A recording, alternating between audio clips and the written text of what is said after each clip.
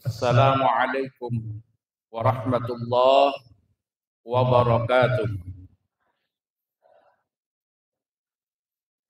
Bismillahirrahmanirrahim. Alhamdulillahil malikil alam alladzi 'allama bil qalam 'allamal insana ma lam ya'lam. Allahumma salli wa sallim wa barik ala sayyidina wa maulana Muhammad sayyidil anam wa ala alihi wa sahabatihi wa man tabi'a sunanahu wa adabahu ila yaumil khitam. Amma ba'd, yang sama-sama kita muliakan, kita banggakan dan kita taati pengasuh Pondok Pesantren Wali Songo Al-Mukarramah Ibunda Nyai Al-Hajah Mustamirrah Khairuman Ar-Rahimi, mata'anallah bituli hayatiha wa nafa'anallah bi'ulumiha.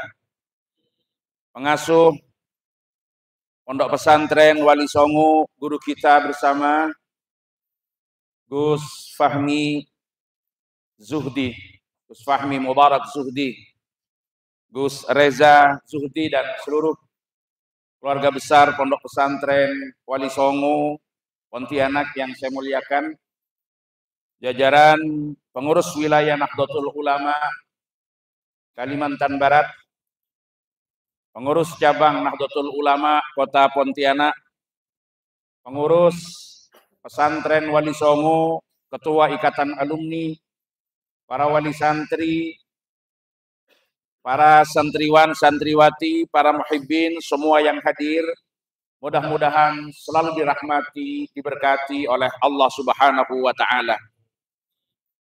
Berbicara tentang peran pesantren, kalau kita ambil inspirasi dari ayat 122 surat At-Taubah, di mana Allah Subhanahu wa Ta'ala berfirman, A'udzu billahi minasy syaithanir rajim, wa ma kana al-mu'minuna liyanfiru kaffah falawla nafara min kulli firqatin minhum ta'ifatun liyatafaqahu fid din wa liyunziru qaumahum idza raja'u ilaihim la'allahum yahdharun.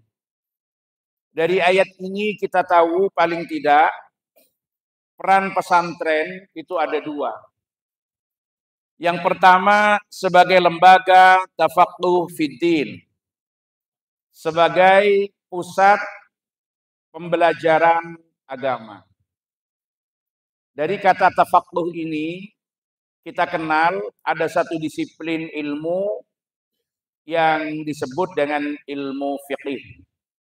Tetapi pengertian kata fikih, kalau kita temukan di dalam salah satu nas dari nusus syar'iyah, seperti di dalam Al-Quran ataupun di dalam hadis, misalkan sabda Rasulullah Sallallahu Alaihi Wasallam, "Man yuridillah bihi khairan yufaqihu fiddin," atau dalam ayat yang kita kaji pada malam hari ini, liyatafaqahu fiddin, itu tidak dipahami seperti pengertian fikih yang kita kenal dan dipelajari para santri hari-hari ini setelah muncul disiplin ilmu fikih.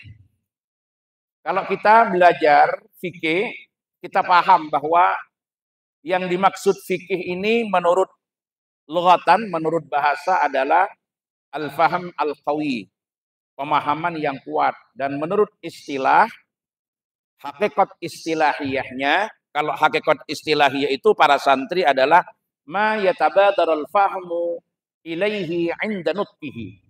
Ketika diucapkan, pikiran kita langsung merujuk ke situ. Itu hakikatnya, istilahnya. Apa itu fikih? Al-ilmu bil ahkami syar'iyyati al-amaliyati al-muktasab min adillatiha at-tafsiliyah allati tariquha al-ijtihad. Itu pengertian fikih saat ini kalau kita belajar ilmu fikih. Misalkan kita buka kitab Fathul Qarib atau usul fiqh yang ditulis oleh Abdul Wahab Khallaf, atau usul fiqh yang ditulis oleh Syekh Ad-Doktur Al-Ustadz Wahbah Az-Zuhaili misalkan, maka pengertian fikih di situ.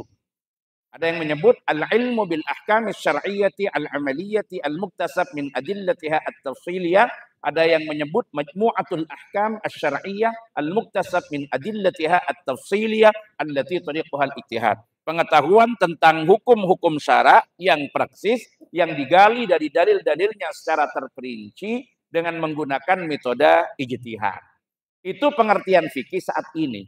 Tetapi ketika kita temukan kata fikih di dalam Al-Quran atau di dalam hadis, yang waktu itu belum ada, namanya ilmu fikih, maka pengertiannya tidak lain adalah pemahaman yang kuat di dalam agama.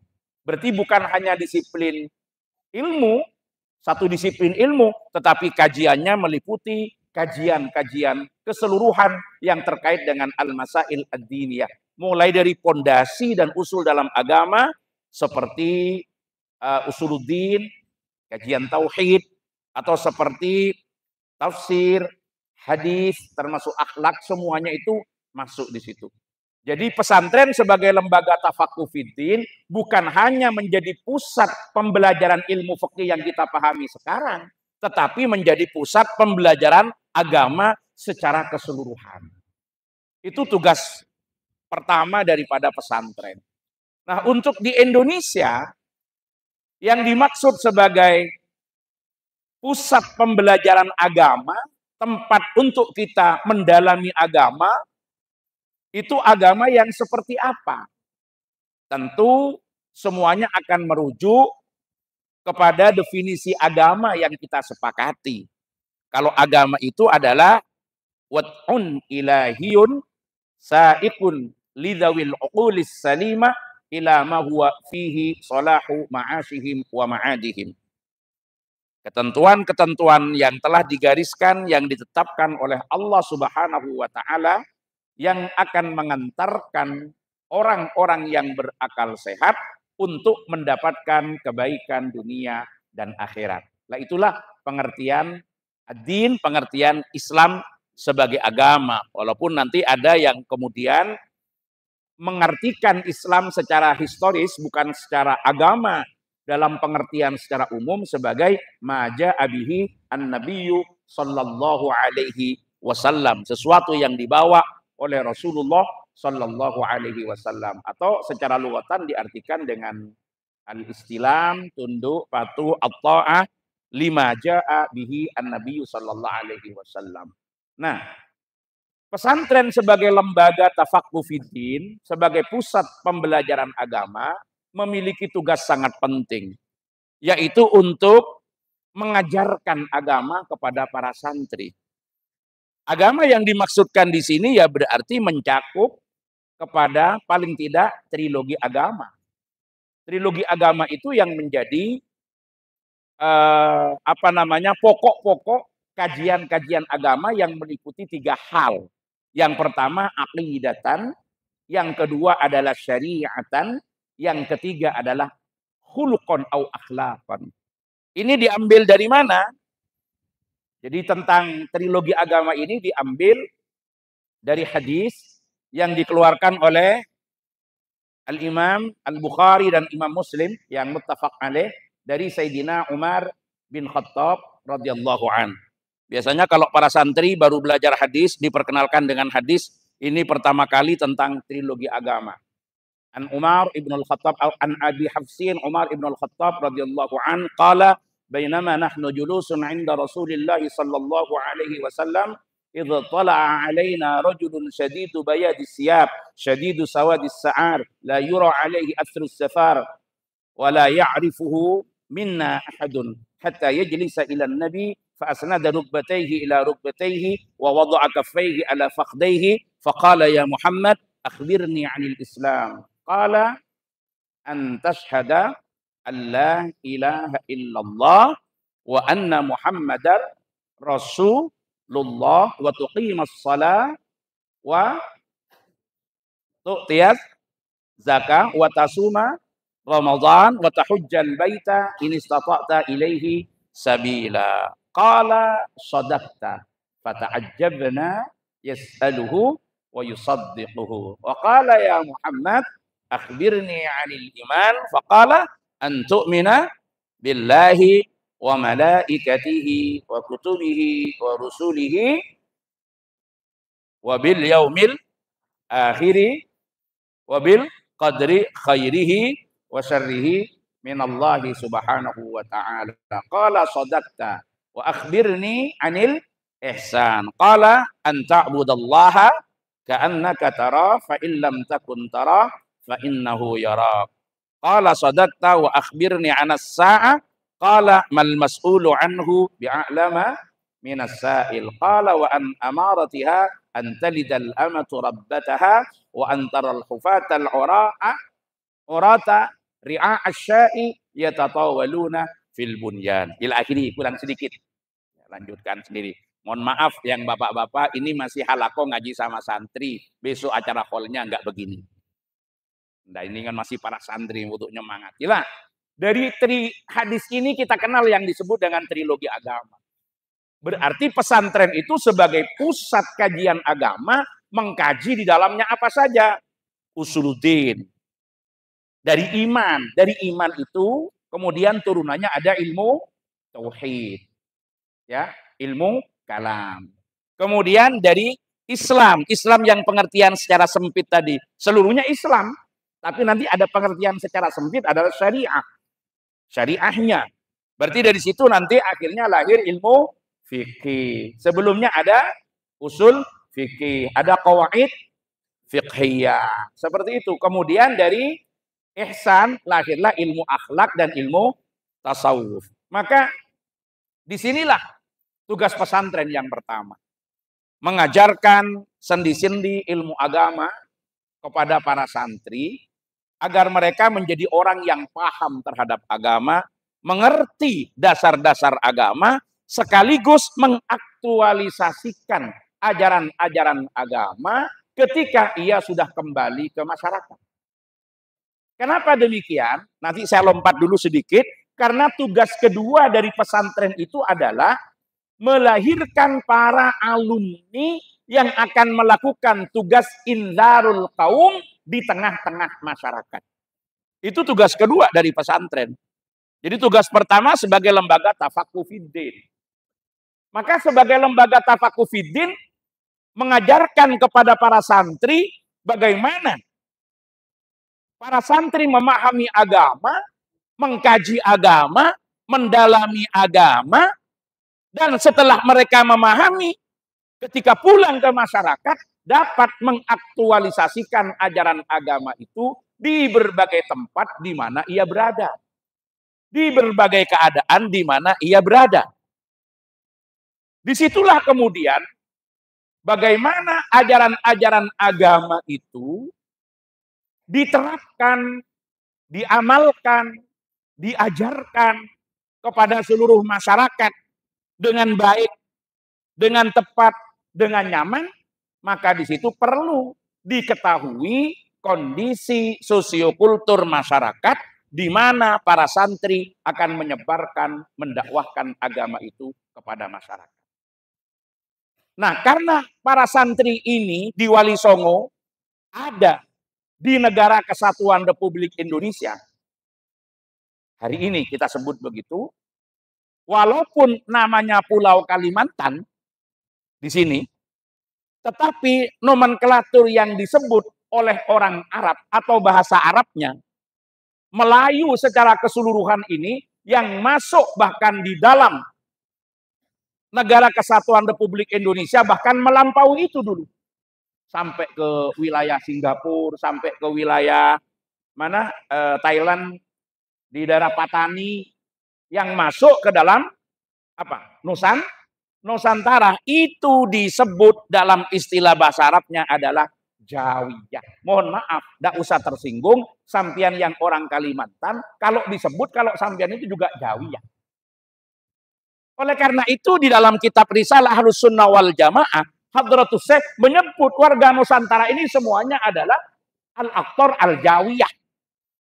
Coba dibuka nanti di dalam Risalah Ahlus Sunnah wal Jamaah, Apa kata Hadratus Syekh? Kana muslimul aktor al-jawiyah mundul azman as-salifah muttahidil ara wal ma'khad muttafiqil madhab wal mashrab wahum ala madhabil imam an-nafis Muhammad bin Idris asy-Syafi'i fil fiqh wa ala madhabil imam Abil Hasan al-As'ari fil aqidah ay fi usuluddin wa ala madhabil imam Abi Hamid Muhammad bin Muhammad al-Ghazali wa Abi Ali Hasan asy-Syadzili fit tasawuf. Itu yang disebut di dalam kitab Risalah Ahlus Sunnah wal Jamaah.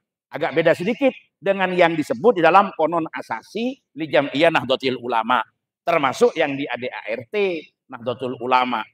Kalau yang disebut di NU, mazhab kita di Nahdlatul Ulama, fikihnya mengikuti mazhab 4. Akidahnya mengikuti Al-Asy'ari dan Al-Maturidi. Tasawufnya mengikuti Al-Ghazali dan Junaid Al-Baghdadi. Tetapi ketika Hadratus Syekh memotret keberadaan Muslim Nusantara, beliau menyebut bahwa orang Islam di Nusantara ini, yang ada di sini saat ini, yang kita saksikan bersama itu, semuanya mengikuti madhab Syafi'i. Jadi beliau tidak menyebut madhab 4. Mengikuti madhab Syafi'i. Akidahnya Asy'ari. Kemudian tasawufnya Al-Ghazali dan Abi Hasan Ali Asy-Syadzili.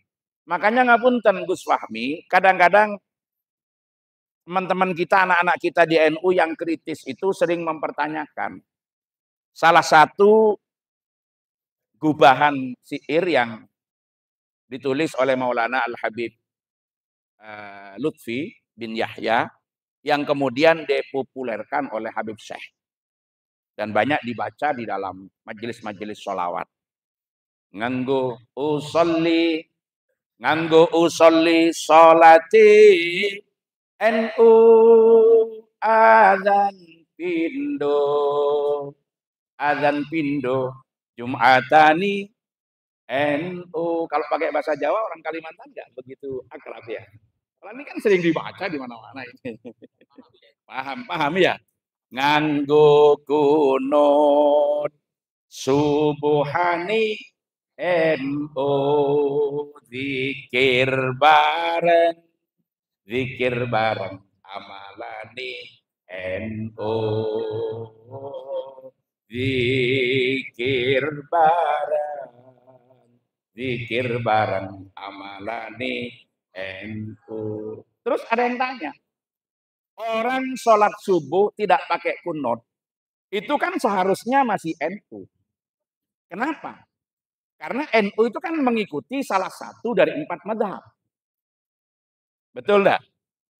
Berarti yang enggak pakai kunut itu juga mengikuti salah satu dari 4 mazhab.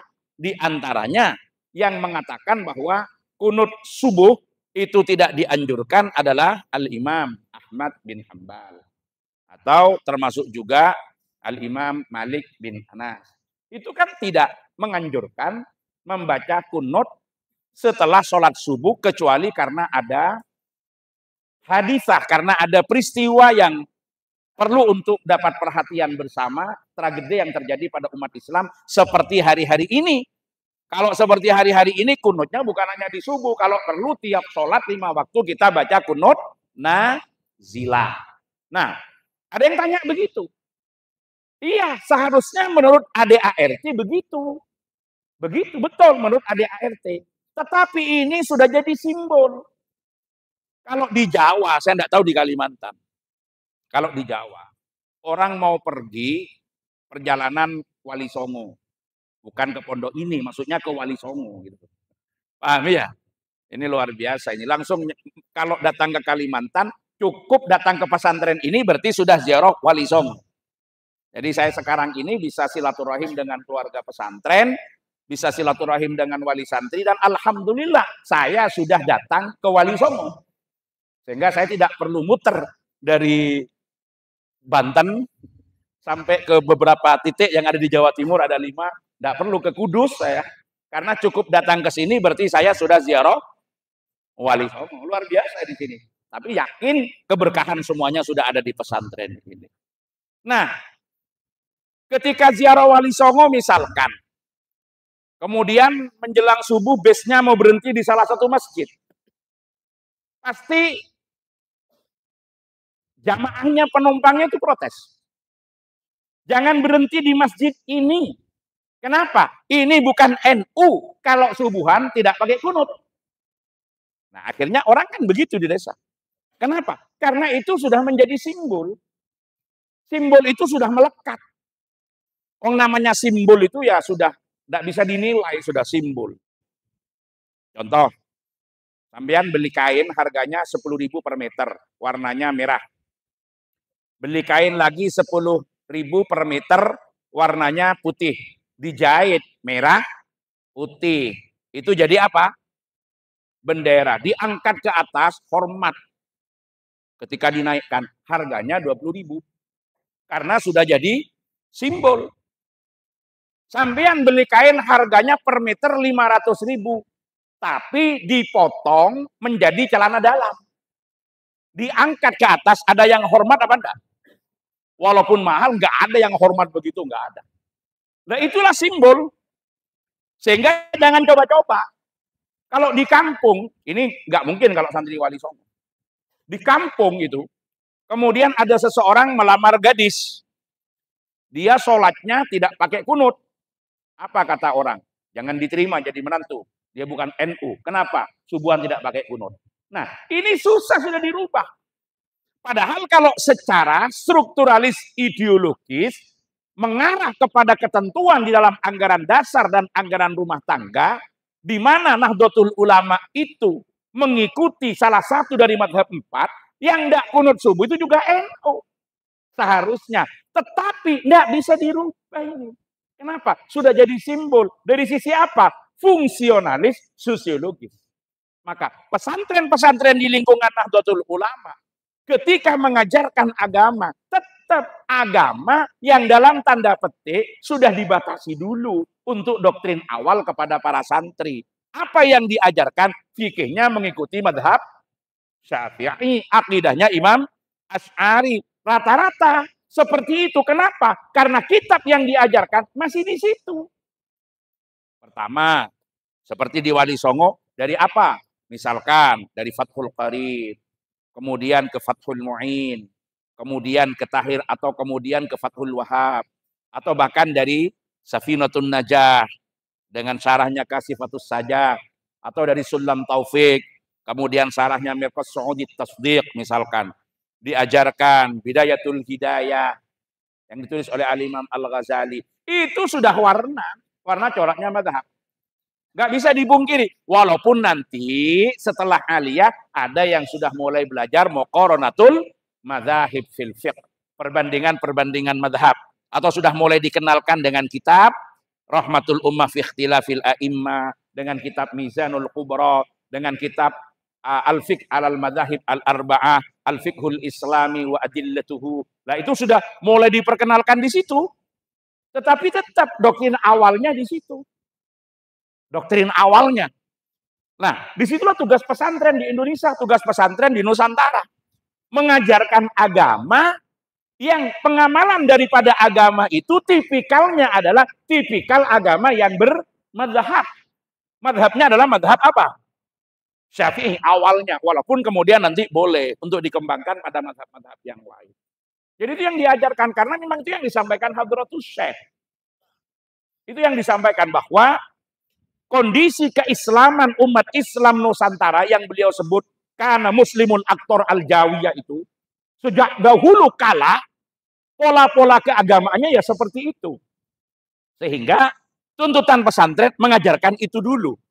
Walaupun boleh kemudian ditingkatkan pemahamannya pada aspek muqaranah, pada aspek fikih perbandingan sesuai dengan tingkatan kualifikasi keilmuan yang ada pada para santri. Dari marhalah ula, marhalah ibtidaiyah, marhalah wusta, sanawiyah, marhalah ulya, aliyah misalkan. Sampai ke al-ma'had al-ali misalkan. Sampai ke jami'ah, ke perguruan tinggi. silakan marhalahnya itu ditingkatkan. Tetapi ini dulu yang diajarkan. Mengajarkan Islam yang diterapkan di Nusantara. Yang tidak lain itu adalah Islam Ahlus Sunnah wal Jamaah. Lah ini tugasnya pesantren pertama.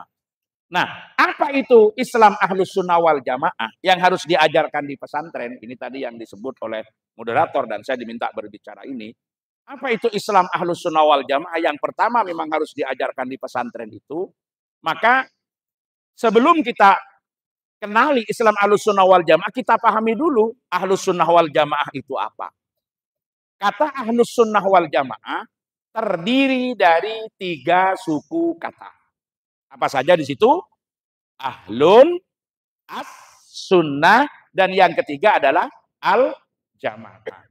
Li'anna hadzal mustalah yatakawwanu min 3 kalimatin falima'rifati haqiqati hadzal mustalah la budda 'alaina an na'rifa makna kulli kalimatin yatakawwanu minha hadzal mustalah. Jadi karena ini terdiri dari 3 suku kata, 3 kalimat kalau dalam bahasa Arab, maka untuk memahami apa itu Ahlus Sunnah wal Jamaah harus dipahami 3 kata yang membentuk itu. Apa? 1, ahlun, yang kedua as-sunnah, yang ketiga al-jamaah. Ini yang harus diajarkan di pesantren pertama kali. Ahlun. Apa itu artinya ahlun? Ada yang tahu? Ahlun itu artinya apa? Ya, betul, bisa berarti ahli. Ahli, bagaimana ahli? Orang yang memiliki kemampuan, keahlian, bisa. Namanya saksi ahli, bisa. Ahlun bisa berarti seperti itu. Ahlun bisa berarti apa? Keluarga. Kalau dalam Al-Quran contohnya, wa in khiftum siqaqa bainihima fab'atsu hakaman min ahlihi wa hakaman min ahliha yurida islahan yuwaffiqillahu bainahuma. Jadi kalau pasangan suami istri itu sudah dikhawatirkan akan terjadi sikok, terjadi pertengkaran yang mengarah kepada perceraian, maka kirimlah juru runding, hakamam min ahlihi wa hakamam min ahliha. Juru runding dari keluarga suami, juru runding dari keluarga istri. Berarti dalam ayat ini makna ahlun itu apa? Keluarga. Termasuk permohonan Nabi Musa agar diberi pendamping di dalam dakwah. Waj'alni waziran min ahli. Siapa yang dimaksud? Nabi Harun. Itu keluarga, makna ahlun keluarga. Apakah ini maknanya Ahlus Sunnah wal Jamaah? Ternyata bukan. Ahlun itu juga bisa berarti penduduk. Contohnya ahlul qaryah, berarti penduduk desa. Ahlul jannah, penduduk. Nah, yang sekarang masuk di as-sunnah, ahlun digandeng dengan as-sunnah dan al-jamaah itu kira-kira pengertian yang mana? Bukan dari yang disebutkan tadi. Tidak berarti ahli dalam pengertian orang yang punya keahlian dan kemampuan. Bukan berarti penduduk, bukan berarti keluarga. Tetapi ahlun di sini artinya adalah al-atba, yaitu pengikut. Apa artinya? Pengikut. Jadi ahlun yang ada di dalam terminologi Ahlus Sunnah wal Jamaah itu artinya adalah pengikut as-sunnah. Nah, sekarang as-sunnah. Adik-adik sering dengar kata sunnah ya? Para santri sering dengar kata sunnah. Apa arti as-sunnah ini? Banyak pengertiannya. Kalau kita belajar fikih dan sunnah sebagai salah satu bagian daripada hukum taklifi, ada yang tahu apa itu sunnah? Ma yusabu ala fi'alihi wa la yu'aqabu ala tarkihi. Kalau dikerjakan dapat pahala. Kalau ditinggalkan dosa. Tapi bukan ini yang dimaksud tadi. Ini sunnah ketika kita berbicara tentang hukum. Oh, ini hukumnya sunnah. Ini hukumnya sunnah. Berarti itu kalau dikerjakan dapat pahala, kalau ditinggalkan tidak ada dosa. Tapi ada pula yang mengatakan bahwa sunnah itu adalah ma sadara anin nabi min qaulin aw fi'lin aw takrir, atau aqwalun nabi wa af'aluhu wa takriratuhu. Itu sunnah kalau kita bicara ilmu hadis. Nah, sekarang sunnah ketika kita bicara tentang teologi, tentang akidah, dan sunnah yang masuk dalam nomenklatur, dalam term, dalam mustalah ahlus sunnah wal jamaah, itu sunnah yang mana yang dimaksudkan? Maka disebutkan oleh Hadratus Syekh Kiai Haji Hasyim Asy'ari dalam risalah Ahlus Sunnah wal Jamaah dengan mengutip pendapatnya Al-Imam Al-Isfiraini Al-Baghdadi dalam kitabnya Al-Farqu Bainal Firaq. Maka yang disebut dengan as-sunnah di sini tidak lain adalah ismun lit-tariqatil mardiyati al-maslukati fid din salakaha Rasulullah sallallahu alaihi wasallam aw man huwa alamun fid din kas-sahabati ridwanullah taala alaihim liqaulihi alaikum bisunnati wa sunnatil khulafa'ir rasyidin al-mahdiyyin min ba'di wa 'addu 'alaiha bin nawajid. Itu yang disebut dengan sunnah. Atau kalau kita buang kata isimnya adalah at-tariqah al-mardiyah al-maslukah fid din salakaha Rasulullah aw man huwa alamun fid din. Jejak yang diridhoi. Ini catat ini. Jejak yang diridhoi, yang dijadikan pijakan dalam agama, yang pernah ditempuh oleh Rasulullah atau orang yang punya otoritas dalam agama seperti para sahabat.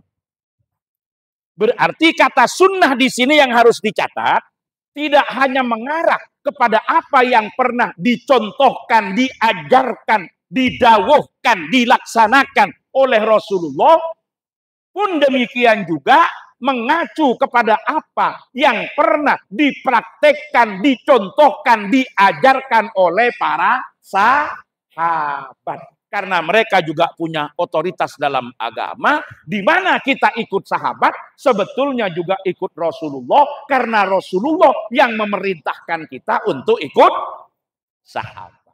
Nah, ini yang kadang-kadang Gus Reza sekarang sering dipecah-pecah. Sekarang sering dibuat propaganda. Adik-adik tahu propaganda ya? Jadi dibikin orang itu bingung. Kalau begini kamu ikut Nabi, kalau begini kamu ikut sahabat. Seakan-akan orang ikut sahabat tidak ikut Nabi. Apalagi kemudian ikut kiai, tambah jauh.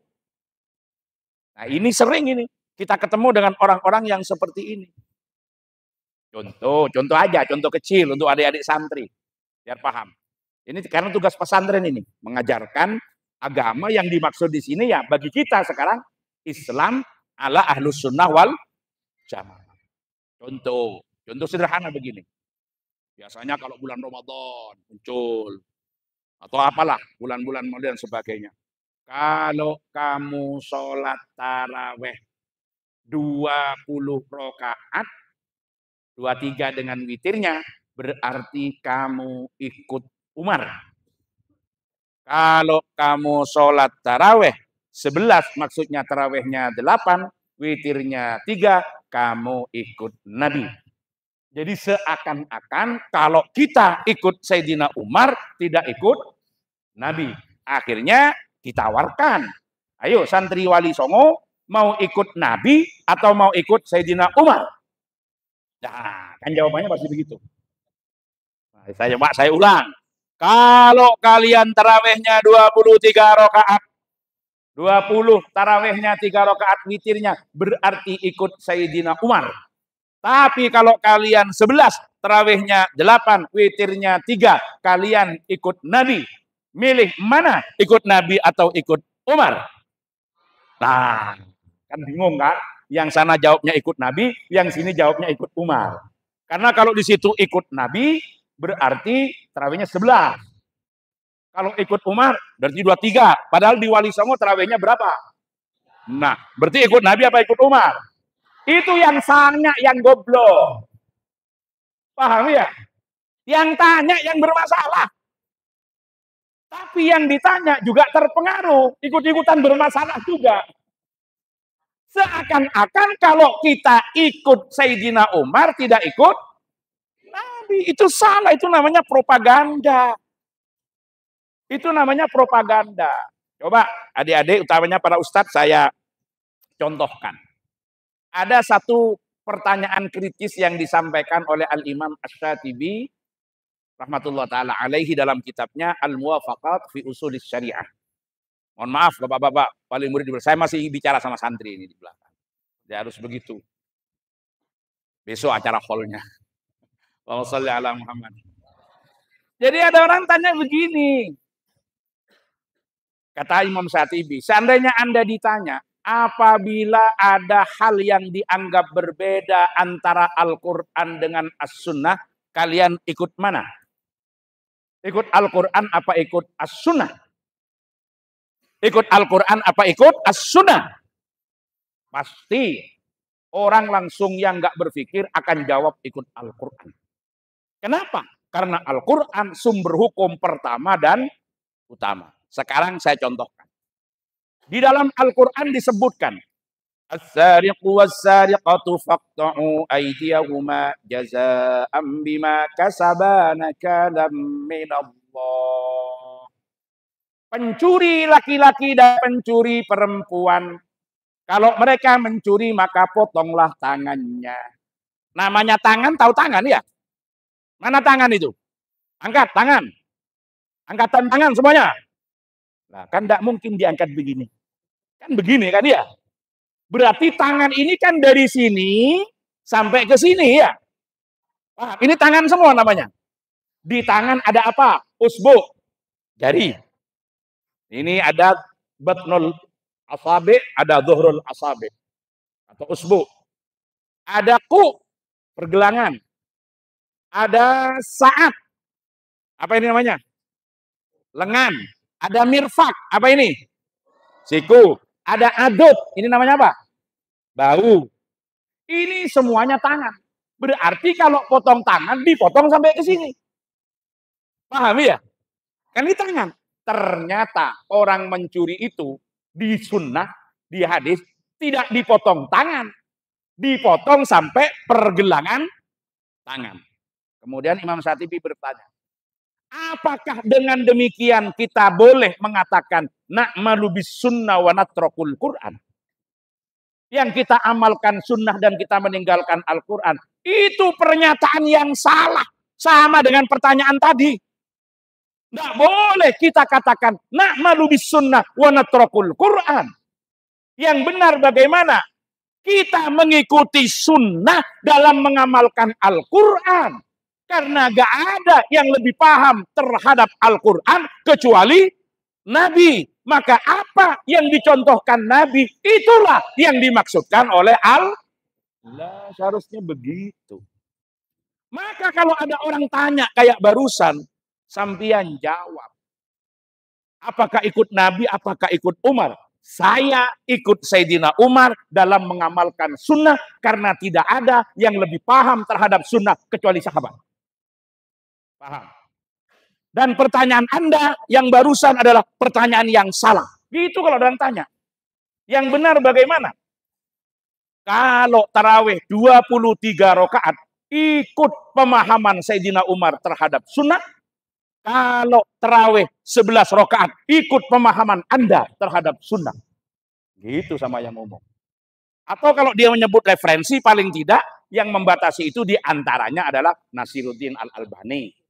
Maka kemudian pertanyaannya harus dibalik.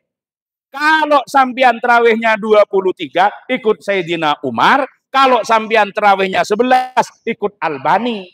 Ayo, mau milih siapa? Ikut Umar apa ikut Albani? Nah, kok berubah sekarang? Nah, karena hadisnya kan itu sama-sama dipahami begitu. Hadisnya gimana? Dalam Bukhari Muslim disebutkan. Ya. Shalla Rasulullah sallallahu alaihi wasallam dzata lailatin fi Ramadhan wa shalla wara'ahu nasun. Rasulullah salat pada satu malam di bulan Ramadan, di belakang diikuti orang. Terus semakin banyak. Falam yakhruj fil lailah ats-tsalitsah awir rabi'ah. Maka tidak keluar Rasulullah pada malam 3 atau malam 4. Maksudnya di hadis Bukhari malam 3, di hadis Muslim malam 4. Pagi-pagi ketika sahabat kumpul, Rasulullah bersabda, "Wa ma mana'ani al-khuruj illa anni khasitu an tufrada 'alaikum." Tidak ada yang menghalangi saya untuk keluar kecuali saya takut sholat ini akan diwajibkan bagi kalian. Akhirnya setelah itu enggak ada.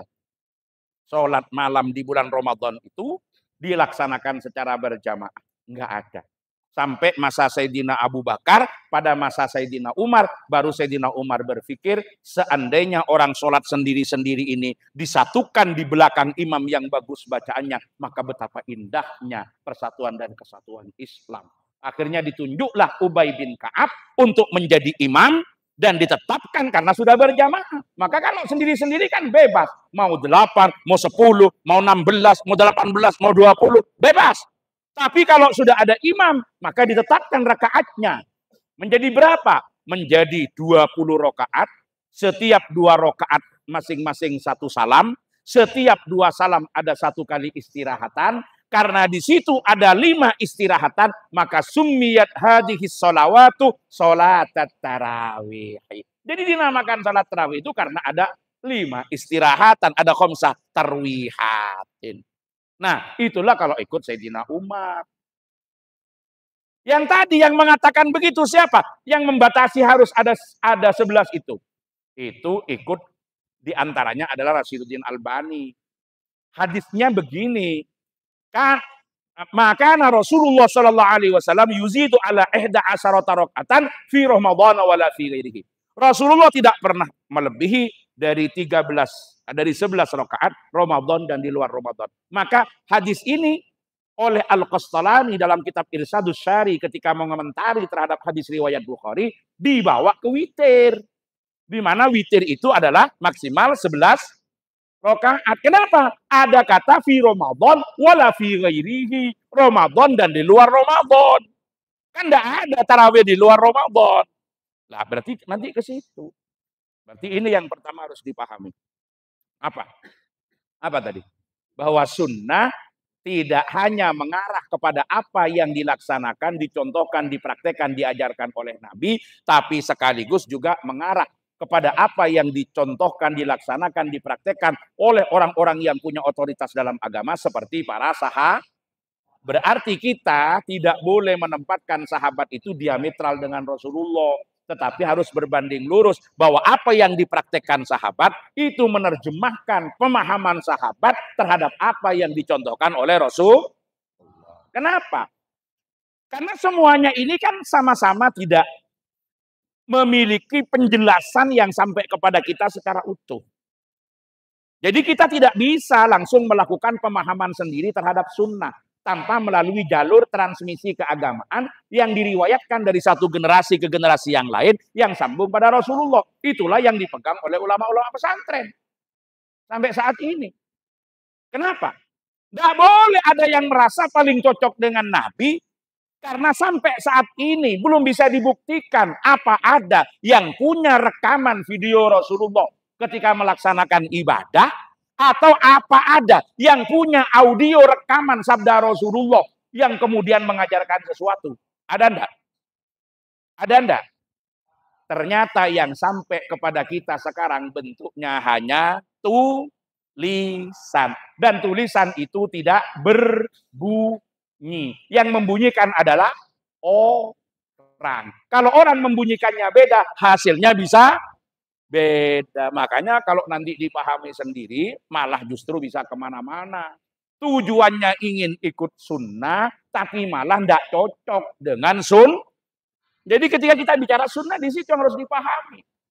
Jadi at-tariqatul mardiyatu al-masluqatu fi din salakah Rasulullah man wa alamun fi din ka sahabat ridwanullah ta'ala alaihim. Itu harus dipahami bagaimana.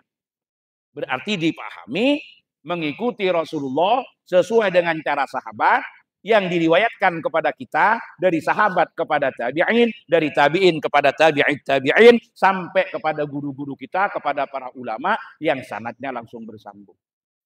Sehingga tidak bisa orang mengatakan sedikit-sedikit kembali ke sunnah, sedikit-sedikit kembali ke sunnah. Mau kembali lewat mana kalau tidak tahu jalur? Apalagi mau kembali ke Al-Quran, mau lewat mana langsung kembali? Bukan kita tidak berpegang kepada Al-Quran, tetapi kita mengikuti manhaj para ulama yang kita akui kredibilitasnya di dalam memahami Al-Quran dan Sunnah dengan jalur periwayatan yang dapat dipertanggungjawabkan dengan metodologi yang sudah terukur dan teruji. Contoh, ada orang sekarang baru belajar, tapi tidak berguru yang benar, tidak mondok di Wali Songo. Tahu-tahu dia karena sudah punya perangkat-perangkat elektronik yang canggih dan sebagainya, dia browsing sendiri, buka-buka hadis. Allahumma sholli ala Muhammad. Akhirnya ketemu di satu hadis. Ini diantaranya diriwayatkan oleh Abu Daud dan At-Tirmidzi. Ada dalam kitab Bulughul Maram. Bulughul Maram min Adillatil Ahkam. Yang nyusun itu adalah Imam Ibnu Hajar Al-Asqalani. Nah, isinya hadis begini. Karena Rasulullah sallallahu alaihi wasallam idza dakhala al-khala'a wada'a khatamahu. Artinya gimana? Rasulullah kalau masuk toilet melepaskan cincin. Paham ya? Ini kan bukan sabda Rasulullah. Paham ya? Ini perbuatan Rasulullah yang dipotret oleh sahabat. Namanya hadis apa ini? Hadis fi'li, bukan hadis qauli. Rasulullah melakukan sesuatu dipotret oleh siapa? Sahabat. Keluarlah redaksi itu. Karena dia sok-sokan bisa belajar sendiri tanpa lewat guru. Akhirnya apa pemahamannya? Diambil kesimpulan. Dianjurkan melepaskan cincin kalau masuk ke kamar mandi. Karena ini ikut Rasulullah. Ini sesuai sunnah. Akhirnya, ngapunten Bu Nyai, ada ibu-ibu baru beli cincin emas 5 gram. Masuk ke toilet umum karena sok-sokan ingin ikut sunnah, cincinnya dilepaskan, ditinggal di luar. Keluar kamar mandi, alhamdulillah cincinnya, iya Bu, ikut sunnah cincinnya hilang. Kenapa? Karena terlalu pintas belajarnya. Tidak ngerti bagaimana cara belajar yang sebenarnya. Itulah kalau mereka tidak mondok. Tapi kalau mereka di pondok, tidak begitu. Gus Fahmi ngajar kitab Bulughul Maram. Gak cukup dengan baca Bulughul Maram. Karena di Bulughul Maram hanya ada teks hadis yang dikutip oleh Ibnu Hajar Al-Asqalani. Gus Fahmi ingin berguru, syaratnya ingin jelas. Akhirnya bagaimana? Di antaranya beliau baca kitab Ibanatul Ahkam yang ditulis oleh Abuya As-Sayyid Alawi, abahnya Sayyid Muhammad bin Alawi. Sayyid Alawi Al-Maliki. Namanya Ibanatul Ahkam, syarahnya Bulughul Maram. Atau syarah-syarah Bulughul Maram yang lain seperti Subulus Salam dan banyak syarah-syarah Bulughul Maram yang lain. Ternyata ketika ngaji di pondok dijelaskan sama Gus Fahmi. Kenapa Rasulullah pada saat masuk ke kamar mandi, Rasulullah melepaskan cincin? Karena di cincin Rasulullah tertulis Muhammadur Rasulullah. Berarti kesimpulan hukumnya bagaimana? Dianjurkan melepaskan segala sesuatu yang di situ tertulis asma mu'azzamah, tertulis nama Allah, asma Allah dan nama Rasulullah. Apapun bentuknya, karena cincin hanya mewakili terhadap ma kutiba fihi ismullah wa ismu rasulihi. Berarti kesimpulannya bagaimana? Cincin yang tidak ada apa-apanya tidak perlu dilepas. Bukan cincin, tetapi ada asmanya, itulah yang dilepas walaupun hadisnya cincin. Karena semangatnya bukan pada cincinnya, pesannya pada ma kutiba fihi ismullah, sesuatu yang di situ ada asma. Makanya kalau datang ke kiai kemudian dikasih jimat, kiainya pesan, ini dipakai tapi tolong jangan dibawa ke kamar. Nah, karena ada ismullah, ada ismu Rasulillah, ada Al-Quran, ada hadis dan lain sebagainya. Beda enggak kesimpulannya? Beda enggak? Jauh. Orang bisa salah paham. Kalau salah paham pada perilakunya sendiri masih lumayan. Yang susah dirinya salah paham tapi nyalahkan orang. Padahal nyalahkannya itu karena kesalahpahamannya. Itu yang pengaruh. Jadi tadi contoh tadi. Contohnya yang nyalahkan orang lain gimana? Ini tak angkat lagi satu contoh. Ada orang hanya belajar hadis dengan cara membaca sendiri, apalagi bacanya hadis dengan hasil terjemahan. Karena dia tidak pernah di pesantren Wali Songo, baca kitab tidak bisa, hanya mengandalkan terjemahan yang ketemu di Google atau terjemahan yang diposting-posting orang di situ. Dia ketemu hadis. Apa hadisnya? Ketika sahabat Ja'far wafat, Rasulullah kemudian bersabda, Isna'u li ali Ja'far ta'aman faqad ja'ahum ma yusghiluhum. Buatkan makanan bagi keluarga Ja'far, mereka sekarang sedang berkabung. Kenapa? Karena sedang kemusibahan, kewafatan itu. Mencandeng Madura, kepatian. Nih terus itu yang Jawi, keseripahan. Kalau bahasa Kalimantannya, saya tidak tahu. Apa? Apa bahasa orang Kalimantan? Ya kematian juga sama aja. Kematian ya maksudnya ada keluarganya yang meninggal. Ini kalau orang Jawa menyebutnya keseripahan. Menreng Madura, pada kemusibahan kepatian.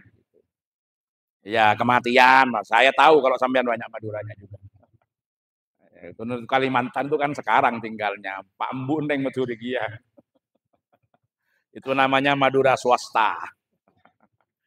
Jadi begini, dia baca, oh kalau dibaca dari hadis ini, apabila ada orang wafat kemudian kita takziah, berarti yang datang takziah itulah yang membawa makanan. Kok ternyata di Pontianak yang diajarkan Kiai Zuhdi, yang diajarkan Kiai Khairuman Ar-Ruhami, Ar-Rahimi, kok terbalik? Di sana kalau ada orang wafat, bukan bawa makanan, tapi yang takziah dikasih makan. Betul apa enggak? Betul apa enggak? Akhirnya dia mulai kritik sana sini. Ini salah ini. Berarti tidak tahu ngaji itu orang Kalimantan itu. Tidak tahu ngaji kiai-kiai. Hadisnya sudah jelas. Kalau ada orang meninggal yang takziah bawa makanan, bukan yang takziah dikasih makan. Kenapa? Karena dia hanya baca di situ. Dia tidak baca tujuannya. Sekarang coba dianalisa. Kalau ada orang wafat di Kalimantan Barat ini, di Pontianak, yang takziah orang berapa? Yang takziah orang berapa? Hah? Kalau ada orang wafat, apalagi tokoh, apalagi kiai, apalagi ulama, yang takziah orang berapa? Banyak, ribuan, betul? Bisa sampai ribuan. Sekarang bayangkan, besok contohnya ada hall, ribuan datang. Pas ada kewafatan, bayangkan, orang 2.000, orang 3.000 datang bawa makanan semua. Jadinya apa? Paham ya? Orang 2.000 bawa makanan semua, takziah, bawa nasi semua. Jadinya apa? Nasinya bosok, busuk. Akhirnya nasinya malah mubazir, nambah pekerjaan. Iya kalau bisa dibikin itu apa? Karak. Tahu ya, dijemur, dikeringkan. Kalau nggak bisa, kan dibuang. Betul? Akhirnya kiai-kiai dulu itu karena kearifan lokal. Bukan tidak mengamalkan hadis ini. Tapi yang dipahami, apa tujuan hadis ini? Tujuan hadis itu kalau ada orang kena musibah, kemudian kita datang, sebisa mungkin kita membantu meringan. Itu tujuannya, bukan dilihat dari apa yang dibawa. Akhirnya para kiai mengajarkan kepada warga di sini, kalau ada orang meninggal jangan bawa nasi. Nanti kalau bareng-bareng bawa nasi, nasinya bisa busuk. Tapi sampean bawa apa? Bawa apa? Beras, bawa gula, bawa telur, bawa mie. Ada enggak? Atau enggak usah bawa yang berat-berat. Cukup datang dengan bawa lebih pinter lagi. Kalau perlu langsung disiapkan kuiris di situ, langsung HP-nya dibuka, scan barcode, transfer minimal 200.000. Itu takziah era digital. Itu pemahaman hadis itu. Itu lebih keren itu. Kenapa? Karena sebetulnya tujuannya membantu. Sekarang saya tanya, pada masa Rasulullah orang takziah bawa apa? Tadi kan sudah dijelaskan. Pada masa Rasulullah orang takziah bawa apa? Bawa nasi, betul? Iya. Sekarang yang dikatakan ikut Rasulullah, orang takziah itu seharusnya bawa nasi apa bawa beras? Bawa nasi atau bawa beras? Kalau yang kita bawa nasi, ketemu bentuknya, tapi kita bertentangan pada hasil tujuannya. Paham? Maunya ingin membantu, tapi malah ngasih beban. Kalau kita bawa beras, apalagi bawa uang, memang nggak ketemu bentuknya, tapi ketemu substansinya. Maka ketika terjadi perbedaan di dalam melaksanakan sunnah, misalkan ketemu kemasan, tidak ketemu isi, tidak ketemu kemasan, maka seharusnya yang dijaga isinya apa kemasannya. Isinya apa kemasannya? Isinya, makanya ngapunten Bu Nyai kalau Gus Dur itu pernah guyonan. Orang NU itu ndak usah gegeran gara-gara warnanya kutang. Yang paling penting isinya kutang. Itu yang Bu Nyai. Ini saya ndak ngomong sama yang sebelah sana. Itu masih 17 tahun ke samping. Gitu. Maksudnya apa? Kita harus fokus sama apanya? Isi. Atau satu lagi tak contohkan. Kalau sampean mau minta contoh 1000 ada. Tinggal mau ndak sampean dengar itu aja. Satu lagi. Nanti dialog aja. Dialog. Kalau boleh tidak 2 enggak apa-apa. Saya mau sampai jam 12, jam 1 saya siap. Toh saya juga enggak akan pulang. Makanya tadi kok dibatasi yang tanya 2 orang. Sudah mau tanya 20 saya siap. Tapi tergantung yang lain ini siap juga duduk di sini apa enggak gitu. Kalau saya ditinggal sendirian ya saya juga mau ke kamar gitu. Saya contohkan satu lagi. Di masa Rasulullah kalau azan itu di mana? Ada yang tahu? Di atas loteng. Di atas tingkat, di atas tangga. Sampai kemudian dibuatkan tempat yang tinggi di samping masjid yang dinamakan Manaroh yang kita kenal setiap hari dengan nama Menara. Kenapa azannya di atas? Karena waktu itu belum ada loudspeaker. Sehingga tujuannya biar suaranya kedengar kemana. Itu tujuannya. Sekarang orang adzan sudah pinter. Tidak perlu naik ke atas. Adzannya cukup di bawah. Yang naik ke atas cukup kabel dan speakernya. Betul? Sekarang kalau ada pertanyaan. Yang ikut Nabi hari ini. Azan ke atas tanpa speaker, persis seperti masa Nabi, atau azannya di bawah yang naik ke atas kabel dan speakernya. Mana yang jelas ikut Nabi? Ayo, saya ingin tahu bagaimana jawaban santri Wali Songo. Yang ikut Nabi hari ini, kalau azan ke atas tanpa speaker, teriak langsung, nutut-nututnya suara didengar orang, atau cukup di bawah, tapi yang naik ke atas kabel dan speakernya. Yang ikut Nabi yang mana? Memangnya zaman Nabi di bawah? Memangnya zaman Nabi di bawah? Di atas. Sekarang kok di bawah? Karena tujuannya sudah tercapai. Targetnya biar suaranya kedengaran kemana, Ma? Sebab orang azan tidak lain adalah i'lamu dukhuli waqti sholatin maktubatin. Memberitahu kalau waktu sholat sudah masuk. Itulah ketika kita bicara sunnah. Ini satu kata saja mau dibahas 10 jam tidak selesai. Ketika kita bicara sunnah, sunnah itu begitu. Sehingga kalau tidak berguru, tidak tahu ilmunya, jangan sok-sokan. Tujuannya mau ikut Nabi, malah berbeda dengan apa yang dikehendaki oleh Nabi. Oleh karena itu, harus belajar. Disitulah perlu belajar ke pesan. Biar tidak gampang nyalahkan ya itu akibatnya. Yang gampang-gampang nyalahkan itu kan karena ngajinya nggak tuntas. Wong dia hafalnya satu hadis. Hafalnya cuma satu hadis. Inna syarrul umur muhdasatuha wa inna kulla muhdasatin bid'ah wa inna kulla bid'atin dhalalah wa inna kulla dhalalatin finnar. Cukup satu hadis dibawa ke mana-mana. Padahal hafalnya ya hanya itu, maksudnya nggak ngerti. Itu kan yang banyak sekarang kalau nggak di pesantren. Untunglah sampean itu menjadi warga pesantren. Alhamdulillah. Jadi belajar Ahlus Sunnah wal Jamaah begitu, dan itu tugas pesantren. Karena sesuatu yang dianggap sunnah justru berbeda. Apalagi kita dihadapkan kepada beberapa hal yang terkait dengan kebiasaan Nabi, perbuatan Nabi yang karena mengikuti kebiasaan orang pada umumnya. Contohnya seperti apa? Banyak di dalam kaidah-kaidah disebutkan. Ka'ayyakula ma yajiduhu fi ardi wa ka'ayyalbisa ma yalbisuhu ahlu zamani wa ka'ayyarkaba ma yajiduhu fi makani. Nabi memakan apa yang dihasilkan dari produksi pertanian yang dari tanaman yang ada di sekitarnya. Nabi memakai pakaian yang dipakai oleh orang-orang pada zamannya. Nabi berkendara dengan kendaraan yang ditemukan di tempatnya. Lalu bagaimana kita terjemahkan? Apa yang dimakan Nabi? Kurma. Apa yang dimakan Nabi? Roti dari gandum. Makanya para santri tidak usah kaget kalau banyak menemukan riwayat kalau Nabi dahar itu dengan 3 jari. Paham ya? Yang benar ikut sunnah itu Nabi makan dengan 3 jari. Kenapa? Karena yang dimakan kurma, yang dimakan roti, yang dimakan kue.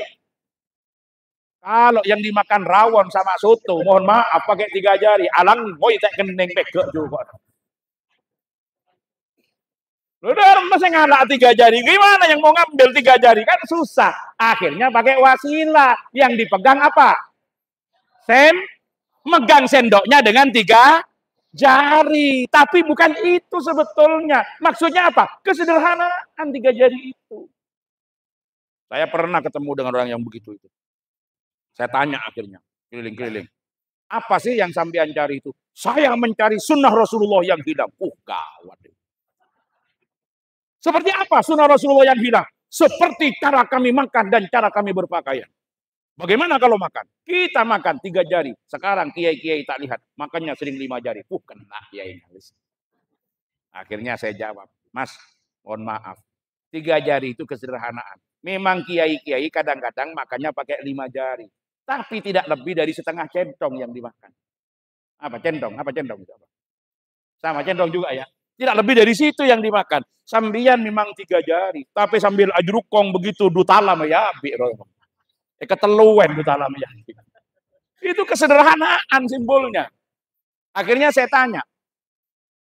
Terus bagaimana pakaian Rasulullah? Seperti yang kami pakai. Akhirnya saya tanya lagi. Kalau pakaian Abu Jahal kayak apa? Ya seperti itu juga gitu loh. Lah, intinya bagaimana kalau kita memahami apa pakaian Rasulullah? Pakai jubah. Di atas surban diikat, namanya imamah. Ada surban diselendangkan, namanya rida. Kalau kita memakai itu semua niat ikut Rasulullah, kita dapat pahala. Karena ada orang ikut Rasulullah itu yang tidak berpahala.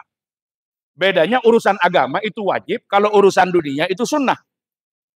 Coba dibaca di dalam tafsir Al-Qurtubi ketika menafsirkan laqad kana lakum fi Rasulillah uswatun hasanah, maka beliau mengatakan hukum ta'assi bi Rasulillah, hukum berteladan dengan Rasulullah. Kalau urusan agama hukumnya wajib, urusan dunia hukumnya sunnah. Berarti Gus Fahmi sekarang pakai jubah, niat ikut Rasulullah, dapat pahala. Karena niat ikut Rasulullah. Cuma momentumnya harus tepat. Kemana pakai jubah? Pengajian. Kemana? Jumatan. Kemana? Taklim. Kemana? Di pesantren. Saya kalau lagi di pesantren, hampir tiap hari pakai jubah. Apalagi kemudian di majelis. Kalau di majelis, pasti pakai surba, pakai imamah. Lagi sholawatan. Begitu. Nah, karena ini jauh tadi. Saya berangkatnya dari Jakarta. Jubah saya ketinggalan di Jawa Timur. Jadi akhirnya ke sini tidak pakai jubah saya. Apalagi ditulisi undangan ketua LDPBNU, sehingga ke sini saya pakai baju NU. Ya, lagi lupa ada baju jubah. Artinya apa? Kalau momentumnya tepat silahkan. Tapi kalau lagi bajak sawah sama naik pohon kelapa, mohon maaf, jangan pakai jubah. Apalagi yang pakai jubah tidak pakai celana dalam, itu bermasalah. Karena biasanya santri-santri yang sarongan ini kan pakai sarung ini sering tidak katoan di dalamnya ini. Coba sekarang disurvei dari sekian banyak, berapa yang nggak pakai celana dalam? Saya jamin lebih dari 50%. Alasannya apa? ISIS praktis gelis gitu loh maksudnya. Loh, maksudnya gelis apa? Kalau mau kencing cepat itu loh. Nggak usah kemana-mana. Tapi gara-gara pakai sarung begini, begitu nikah, tiap tahun istrinya melahirkan. Itulah keistimewaan sarung itu.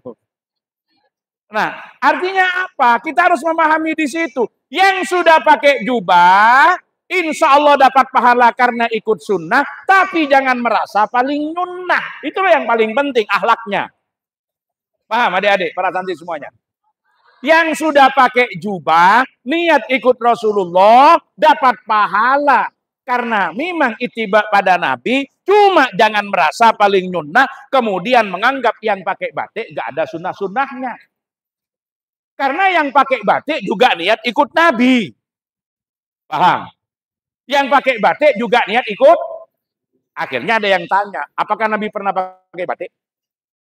Maka jawabannya kalau orang NU bagaimana? Sepanjang yang saya tahu, saya belum pernah menemukan riwayat yang seperti itu. Itu aman sudah. Aman.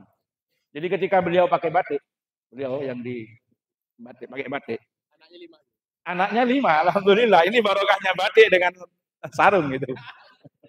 Jadi ketika beliau pakai batik, saya yakin tujuannya juga ingin ittiba Nabi, betul? Ingin ikut Nabi. Nah, apakah Nabi pernah pakai batik? Orang NU kalau menjawab gimana? Sepanjang yang saya tahu, saya belum pernah menemukan riwayat yang seperti itu. Jangan ngomong tidak ada. Sekarang kan sedikit-sedikit, ini gak ada, ini gak ada. Belum tentu gak ada, padahal dia aja belum ketemu. Ini gak ada dalilnya, ini gak ada dalilnya. Itu nanti besok itu tak bahas. Ini gak ada dalilnya, ini gak ada dalilnya. Kadang-kadang sedikit-sedikit ngomong gak ada. Padahal bukan gak ada. Cuma dia gak ketemu, apalagi memang gak tahu caranya nyari. Itu problem. Caranya nyari gak tahu bagaimana bisa ketemu gitu loh. Nah, dari mana jalurnya orang pakai batik itu niat ikut Nabi? Ikut Nabi dalam memakai pakaian yang dipakai orang-orang di sekitarnya. Karena itu yang dijaga. Apalagi berkendara. Bagaimana dengan berkendara? Memakai kendaraan yang ditemukan di situ. Loh, kalau mau persis ikut Nabi naik apa? Naik onta, naik kuda, naik khimar. Bayangkan saya dari Jakarta ke sini naik khimar. Kapan nyampenya? Ditunggu 2 tahun sama jamaah di sini kehilangan kita itu. Makanya saya naik pesawat itu ikut Nabi. Ikut Nabi. Begitu turun dijemput Pajeronya Gus Fahmi niat ikut Nabi. Itu ikut Nabi. Kenapa? Ikut Nabi dalam memakai kendaraan yang ditemukan di situ. Begitu niatnya semuanya. Itulah sunnah adik-adik semuanya. Itulah sunnah. Jadi sunnah itu apa? Jalan yang diridhoi, yang dijadikan pijakan dalam agama, yang pernah ditempuh oleh Rasulullah atau orang yang punya otoritas dalam agama. Maka dalam memahami sunnah, tidak cukup semangat, tapi harus modal ilmu. Karena bisa jadi kalau hanya semangat, niatnya ikut Nabi, tapi justru bertentangan dengan apa yang dimaksud oleh Nabi. Disitulah contoh-contoh yang tadi saya hadirkan. Kemudian yang ketiga, ini mendekati akhir, al-jamaah. Apa itu al-jamaah? Ma ittafaqa alaihi ashabu Rasulillah sallallahu alaihi wasallam. Sesuatu yang telah menjadi kata sepakat bagi para sahabat Nabi. Gampangnya bagaimana? Islam Ahlus Sunnah wal Jamaah itu bagaimana?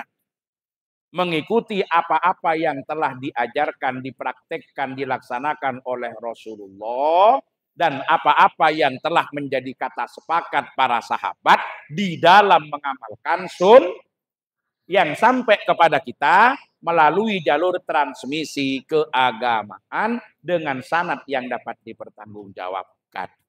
Kalau kita mau belajar Ahlus Sunnah wal Jamaah yang dipraktekkan di sini yang disebut dengan An-Nahdiyah itu seperti apa? Ya seperti bintang 9 itu.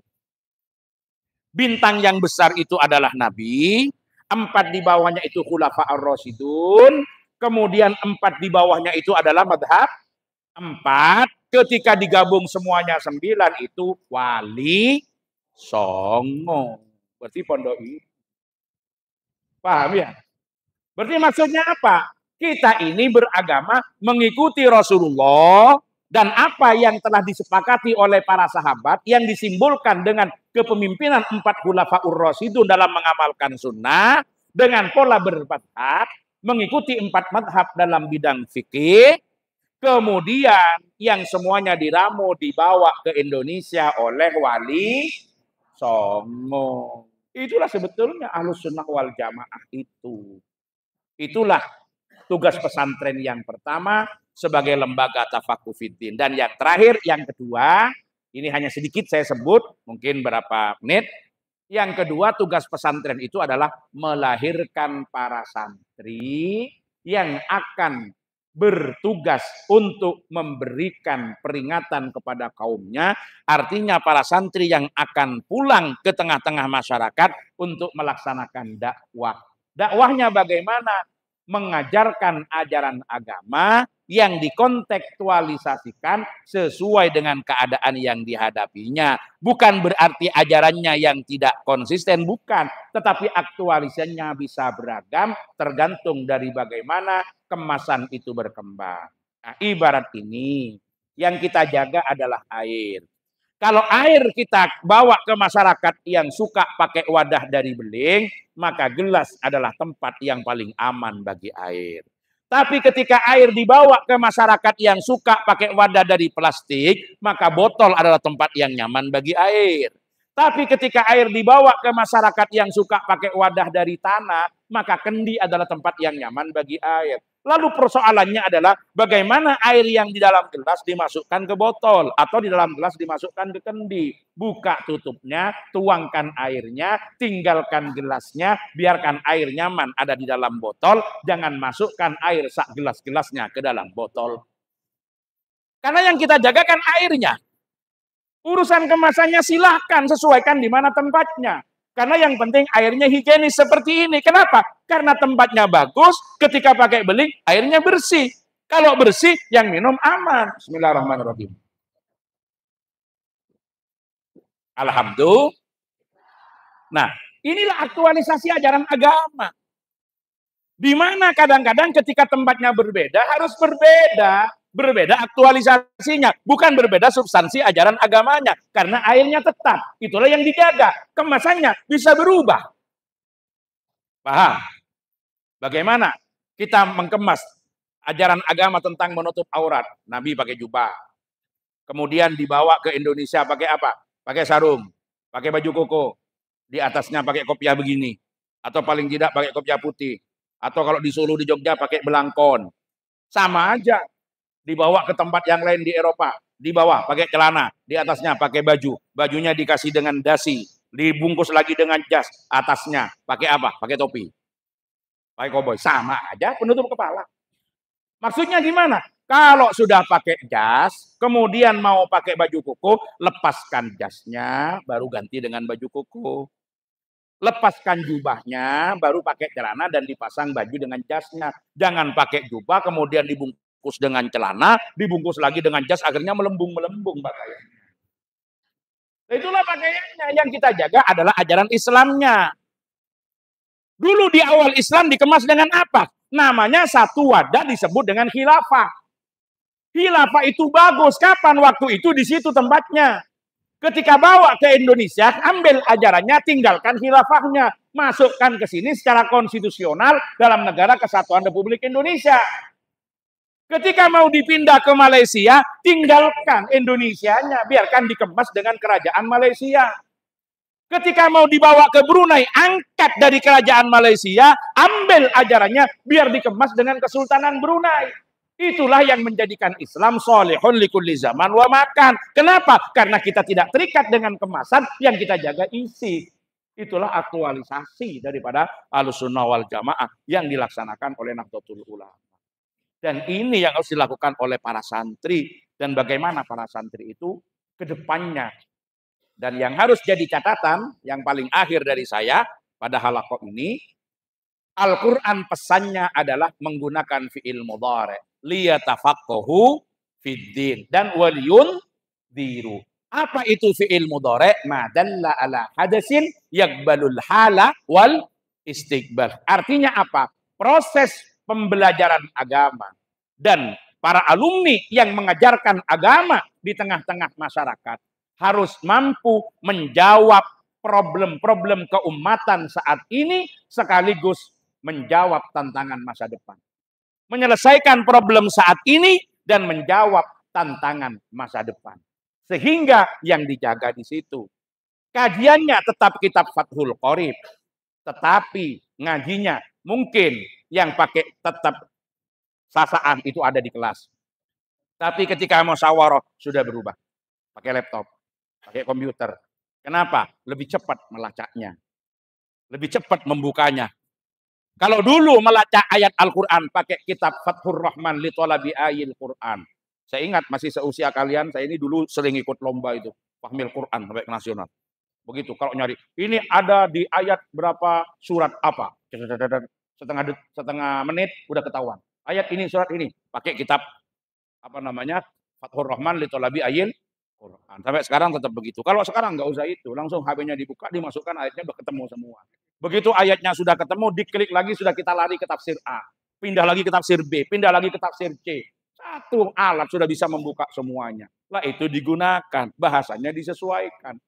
Kenapa? Karena itulah tuntutan keadaan zaman. Dan ini pondok harus merespon apa yang menjadi tuntutan keadaan zaman. Kenapa? Karena kita akan mempersiapkan para lulusan-lulusan yang akan siap bertarung pada zamannya. Bertarung untuk apa? Melawan kebatilan, melawan kejahatan, untuk memberikan sinaran agama kepada masyarakat yang mampu menyelesaikan problem-problem mereka dalam setiap zaman yang dilalui. Itulah tugas daripada pesantren untuk menyiapkan pada generasi yang akan pulang ke tengah-tengah masyarakat. Sehingga ini harus tetap di-upgrade, harus terus diperbaharui, harus terus dilakukan kajian-kajian ulang mana yang sesuai dengan tingkat kebutuhan masyarakat untuk menjawab problematika-problematika kekinian. Tapi tentu fondasi dasar keilmuannya yang harus dipersiapkan sangat matang. Saya kira ini beberapa hal yang akan jadi pengantar diskusi kita pada malam hari ini. Untuk selanjutnya saya kembalikan kepada moderator untuk menampung beberapa pertanyaan yang akan disampaikan oleh para audiens. Terima kasih. Baik, kami haturkan terima kasih atas apa yang disampaikan. Ya, yang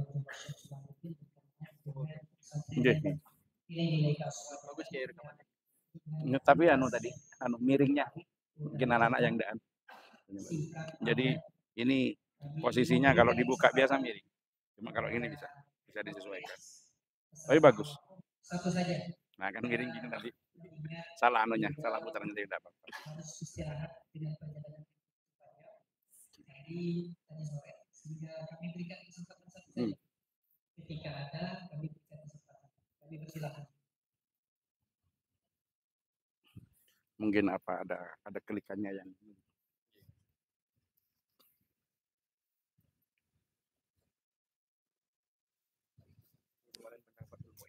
alhamdulillah. Siap. Di Lamongan. Yang di Lamongan kemarin. Yang di Sunan Derajat. Ya.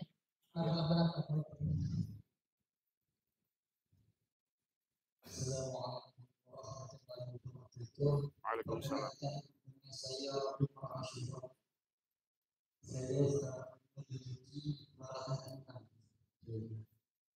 alhamdulillah sekarang saya kelas 3. Saya ingin menanyakan atas penjelasan sampai tadi bahwasanya Islam Nusantara itu adalah Islam Ahlus Sunnah wal Jamaah. Jadi saya ingin menanyakan apa itu Islam Nusantara dan bagaimana mendakwahkannya dan bagaimana menepisnya fitnah Nusantara. Mungkin sekian. Assalamualaikum. Terus langsung? Oh ya.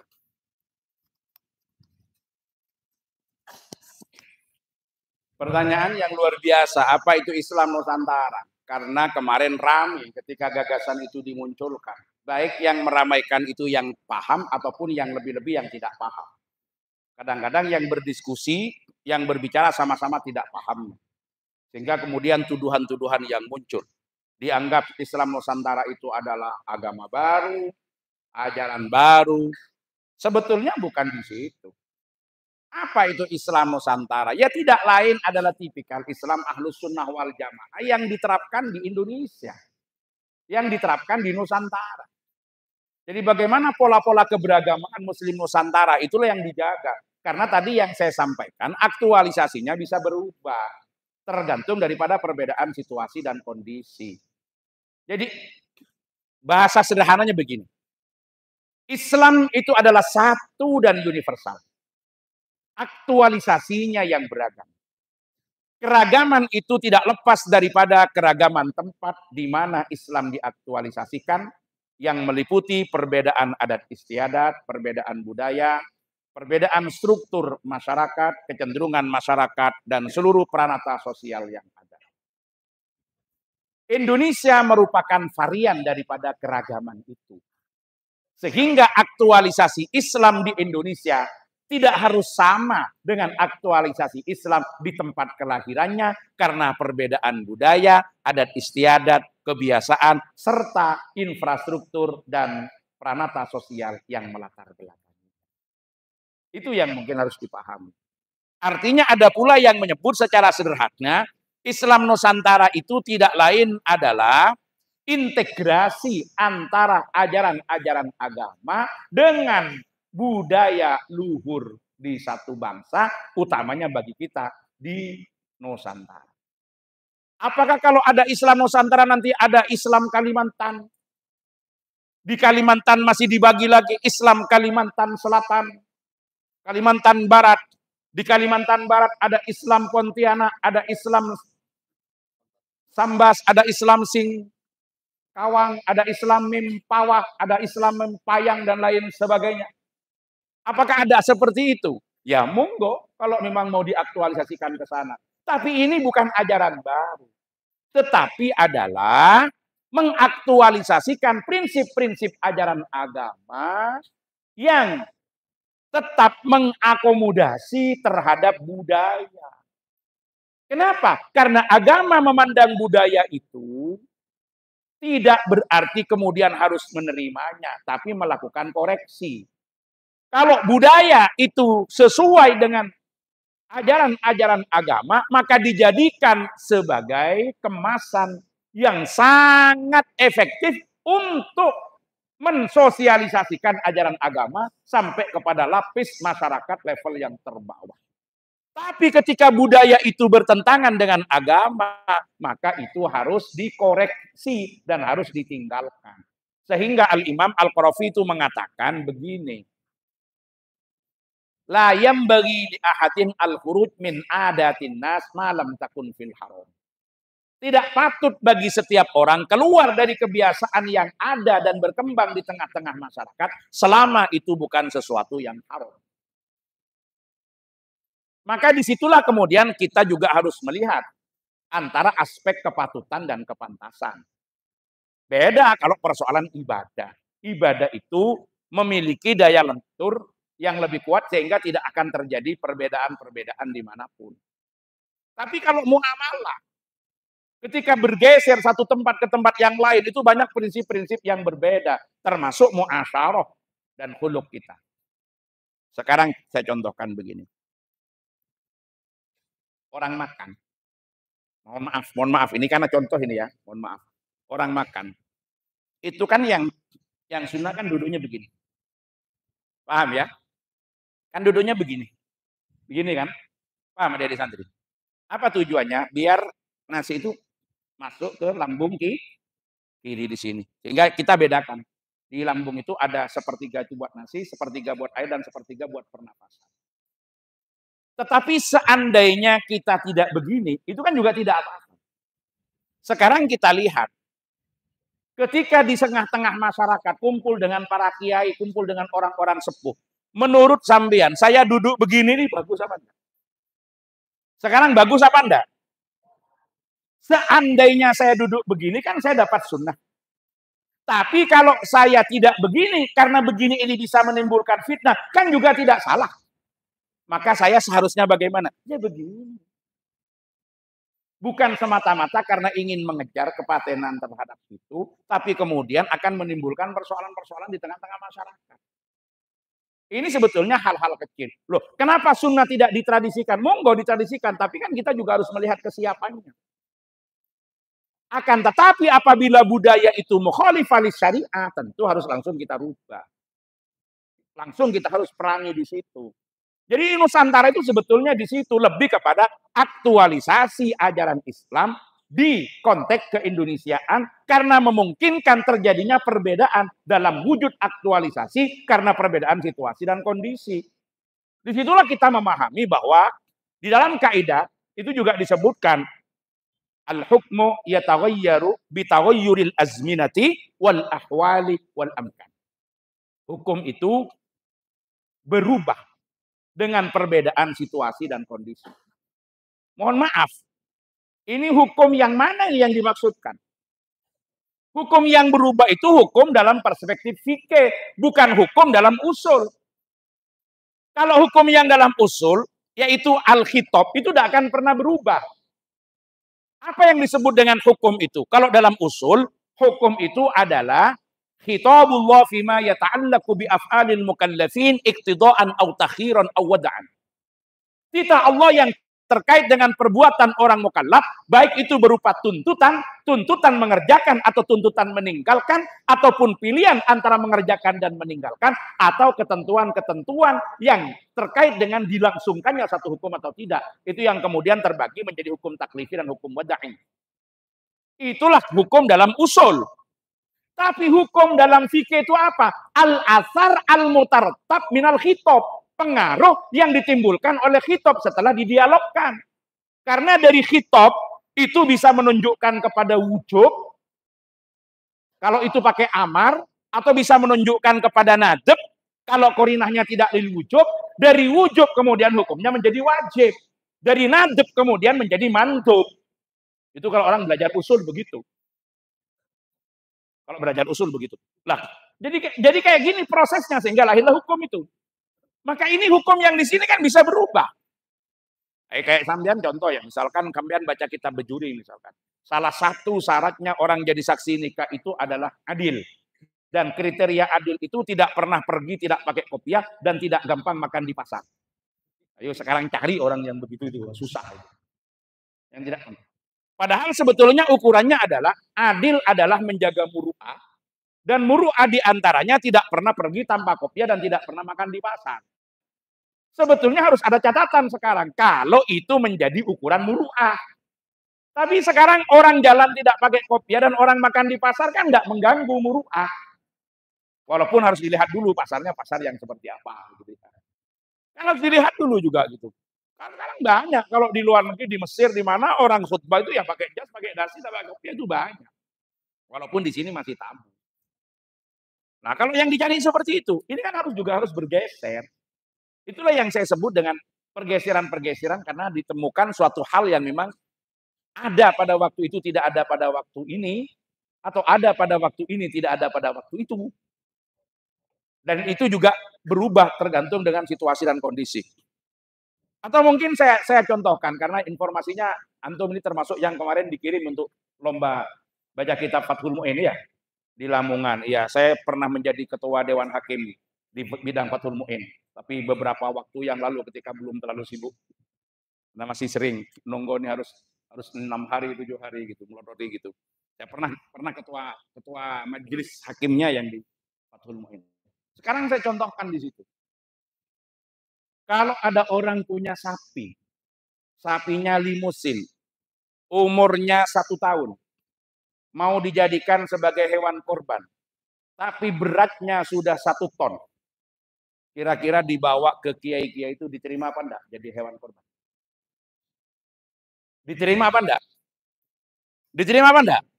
Enggak diterima. Kenapa? Karena sapi itu minimal harus usia 2 tahun. Lalu apakah orang yang punya sapi limusin yang umur 1 tahun yang apabila dijual lakunya 100 juta, kemudian dibelikan sapi biasa yang beratnya hanya 80 kilo hanya karena umurnya 2,5 tahun, yang harganya hanya 15 juta. Kalau saya, mending yang tadi itu. Tapi saya tanya dulu, sampean punya nadar apa enggak? Kan masih khawatir gitu. Punya nadar apa enggak? Kenapa? Sekarang penentuan usia itu kan hukum yang al-asar al-mutarattab minal khitab. Itu bukan khitab. Nabi kan menyatakan begini, latat bahu illa musinnatan. Jangan kalian berkorban kecuali yang cukup usia. Lalu kemudian konversi dari musinnah menjadi 2 tahun bagi sapi, masuk ketiga, menjadi 2 tahun bagi kambing kacang, menjadi 1 tahun bagi kambing domba, menjadi 6 bulan bagi domba menurut pendapatnya ulama Hanabilah. Itu kan aktualisasi daripada teks disesuaikan dengan konteks terkait dengan rekayasa genetika pada binatang yang ada pada waktu itu. Saya kok yakin kalau sapi limusin sudah ada pada saat itu dirumuskan, berubah itu. Tapi ini jangan diikuti. Jangan langsung diamalkan loh. Ini hanya contoh bagaimana membuka film dan pikiran sampean. Allahumma sholli ala Muhammad. Kenapa? Karena kita harus konversi dengan teks-teks yang lain. Ada teks lain yang mengatakan samminu dohayakum fa innaha matoyakum. Gemukkanlah hewan kurban kalian karena itu jadi kendaraan kalian. Kemudian ada arbaatun la tujzi'u fil udhiyah. Ada 4 hal yang tidak cukup untuk dijadikan hewan kurban. Contohnya apa? Yang pice, yang kurus, yang nggak ada buntutnya dan lain sebagainya. Kenapa? Karena itu adalah simbol dari ketidaklayakan konsumsi. Loh, kalau sapi limusin itu beratnya 1 ton dibagi kan dapat sekampung. Masa mau diganti yang hanya 80 kilo hanya karena beda waktu, beda tahun. Padahal gennya beda gitu loh. Gennya beda. Seandainya ada korban ayam, seandainya, walaupun itu pendapat Ibnu Abbas itu juga memperbolehkan yang penting iraqatud dam, walaupun itu tidak mudawwan karena mazhab Syafi'i dalam hal itu tidak bisa diikuti. Nah, seandainya ada korban ayam, kan pasti tidak cukup ayam lehor yang hanya umur 30 hari bisa dimakan itu. Karena ukurannya kan ayam kampung dulu kan. Padahal rekayasa genetikanya sekarang udah beda. Bagaimana orang juga nanam buah? Kalau dulu 10 tahun, sekarang 2 tahun sudah bisa berbuah. Nah ini apa? Tidak terakomodasi dari sisi hukum. Nah disitulah kemudian akan ada tagoyurat itu. Karena ini bukan termasuk hal yang bersifat tawabit. Jadi dalam hal ini kita harus membedakan. Ada tawabit yang tidak boleh berubah, ada yang mutagoyurat yang itu bisa berubah. Perubahannya dengan perubahan situasi dan kondisi. Sebetulnya Islam Nusantara itu lebih ke situ. Bagaimana aktualisasi ajaran Islam seperti pola-pola yang ada di Indonesia yang justru keberadaan agama menjadi perekat sosial dan membawa damai bagi sekalian alam. Itulah sebetulnya aktualisasi daripada Islam Nusantara. Bukan sebagai ajaran baru.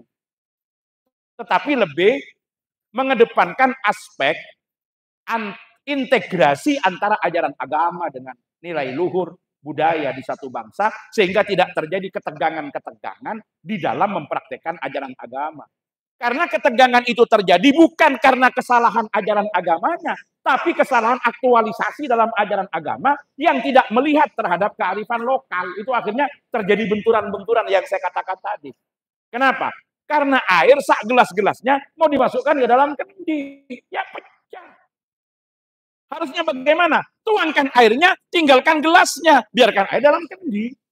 Sehingga Islam di Nusantara akan beda dengan Islam di Malaysia, akan beda di sana. Bukan pada ajarannya, tetapi aktualisasinya yang mengakomodasi terhadap kearifan. Gitu ya. Ya, nanti bisa dilanjutkan bikin tema lagi Islam Nusantara gitu. Silakan berikutnya.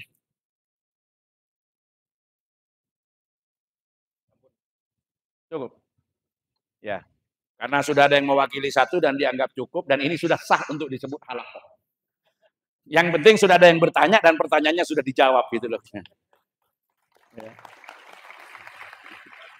Ya, saya kira ini yang bisa saya sampaikan pada malam hari ini dan besok insya Allah kita ketemu lagi di dalam acara haul, tapi tentu dengan kemasan dan nuansa serta thariqatul ada yang berbeda karena harus mengukur kepada siapa kita berbicara dan apa yang harus digunakan metodenya. Kalau ada yang benar, hidayah dari Allah, mudah-mudahan ada barokah manfaatnya. Kalau ada yang salah, kekhilafan, kebodohan saya, mohon maaf yang sebesar-besarnya. Mudah-mudahan niat hajat kita semua, utamanya hajat keluarga besar pesantren Wali Songo, dikabulkan oleh Allah Subhanahu wa Ta'ala, dan para santri semuanya yang belajar menjadi santri-santri yang salihin, salihat, ilmunya barokah manfaat. Al-Fatihah.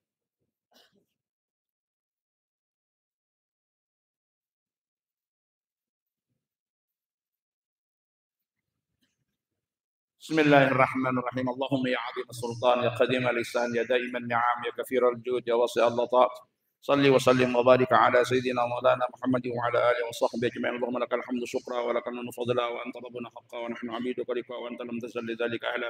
Allahumma ya muyassir kulli 'asir ya jabir kulli kathir ya mu'ni kulli faqir ya ma'man kulli khaif ya sahib kulli farid. Ya man la yahtaju al-bayan wa tafsir hajatuna ilayka katsira wa anta 'alimun biha basir. يسر لنا كل عسير فتيسر العسير لك يسير ونسألك التيسير معافاة في دين الدنيا والآخرة يسر لنا أمورنا بل مقاصدنا حقق أمارة رجانا برحمتك يا أرحم الراحمين اللهم انفعنا ما علمتنا اللهم علمنا الذي ينفعنا اللهم فقهنا وفقه أهلنا وقربت لنا في ديننا الله وفقنا فيكم لما ترضي قرنا في الهن كرمه اللهم بلغ وأوصل مثل سوما قرأناه إلى أرواح من ذكرناكم وخصوصا إلى روح من اتبعنا هبنا بسببه المرض بحنا كله كي زهدي ارفع له الدرجات وضعف له الحسن كفر سيدا اللهم اغفر له وارحمه وعافه واعف عنه اللهم اكرم نزله وسيء مدخله اللهم اجعل قبره وردا من رياض الجنان ولا تجعل قبره وردا من كفر النيران اللهم نقه من الذنوب والخطايا كما ينقى الثوب الابيض من الدنس اللهم اغسله بالماء والثلج والبرد اللهم ان كان مسنا فزد في إحسانه وان كان مسيئا فاغفر له وتجاوز عن سيئاته اللهم لقه برحمتك رضاك اللهم لقه برحمتك الامن حتى تبسط منا الى جنتك اللهم اجعل في الارض عن جب وسيء في قبره ربنا اتنا في الدنيا حسنه في الاخره حسنه وقنا عذاب النار وادخلنا الجنه مع الابرار يا غفار يا رب العالمين صلى الله على سيدنا محمد وعلى اله وصحبه اجمعين والحمد لله رب العالمين الفاتحه